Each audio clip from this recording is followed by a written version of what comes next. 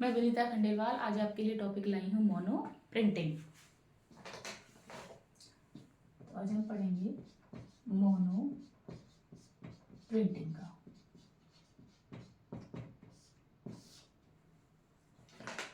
Mono printing जो सामान्यतः प्राथमिक स्तर पर सहज रूप से कराई जाने वाली एक छपाई की प्रक्रिया है। तो प्राथमिक स्तर पर मोनो प्रिंटिंग सिर्फ उद्देश्य की पूर्ति के लिए कराई जाती है।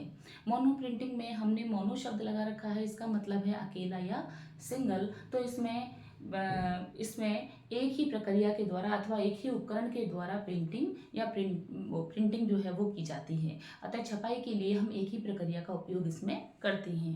इसमें कई सामग्रियों का हम उपयोग करते हैं, जैसे सामग्री की अगर हम बात करें तो जैसे टब, पानी, रंग, तेल, ड्राइंग शीट, सोखता कागज,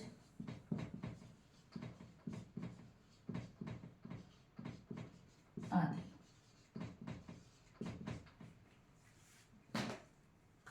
तो इसके लिए कई प्रक्रियाएं हैं जिनके द्वारा हमें मोनो प्रिंटिंग प्राप्त होती है। तो पहला तरीका अगर हम देखें,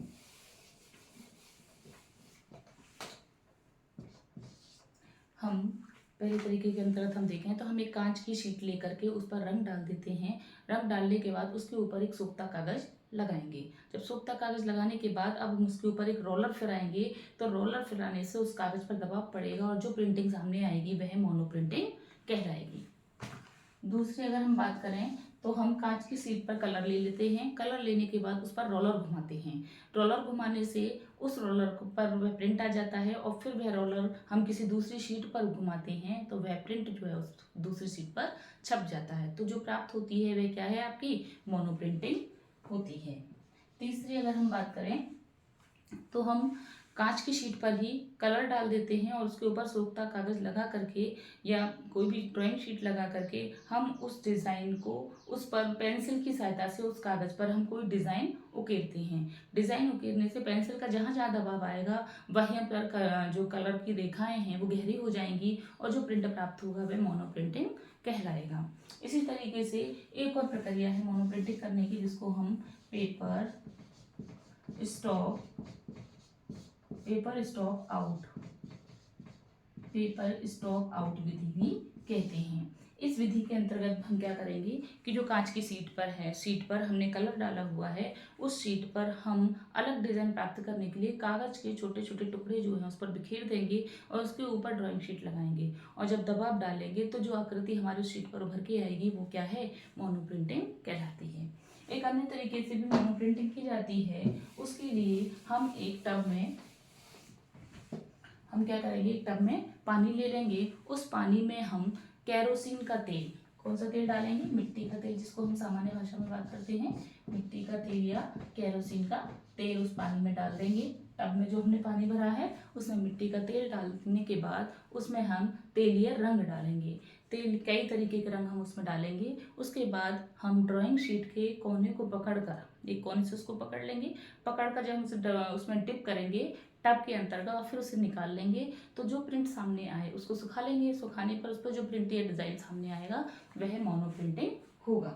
मोनो प्रिंटिंग के लिए हमें क्यों आवश्यक है या क्यों करते हैं मोनो प्रिंटिंग।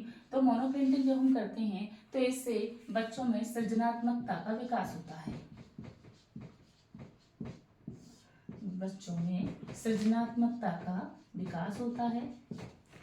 जब कोई प्रिंट बच्चे स्वयं बना करके पहली बार देखते हैं तो उनमें आत्मविश्वास आता है, आत्मविश्वास जागृत होता है उनमें।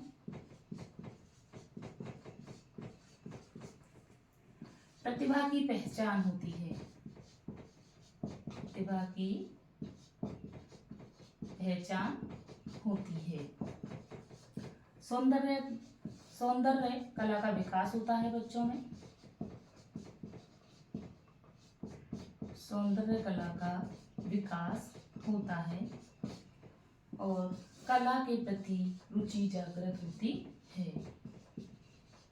कला के प्रति रुचि जागृत होती है। इस प्रकार मोनो प्रिंटिंग की जाती है। धन्यवाद।